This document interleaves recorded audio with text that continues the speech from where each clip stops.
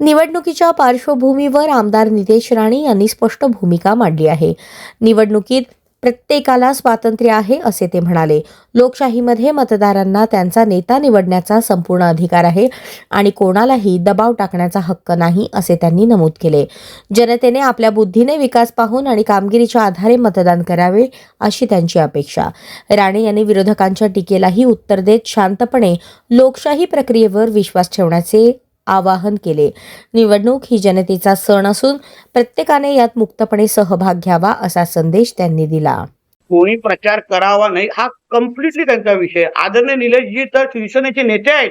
अगर शिवसेना शिंदे गटाने त्या शहर विकास आघाडीला पाठिंबा दिलाय तर त्यांनी प्रचारासाठी त्यांना उतरायलाच लागेल. आम्हाला आमच्या आई वडिलांनी चांगले संस्कार दिलेले आहेत. राणेसाहेब नेहमी म्हणतात की नाही, आम्ही ज्या पक्षात असतो त्या पक्षामध्ये 100% आम्ही त्यांना न्याय देतो, निष्ठा देतो. आज मी भारतीय जनता पक्षामध्ये आहे, राणेसाहेब आहेत, निलेशजी आज शिवसेनेमध्ये आहेत. 100% शिवसेनेला न्याय देतायत ना. निवडणूक आहे, प्रत्येकाला स्वातंत्र्य आहे. प्रत्येकाने आपल्या पक्षाच्या उमेदवारांसाठी यावंच आणि आलंच पाहिजे असं मी ह्या निमित्ताने म्हणेन.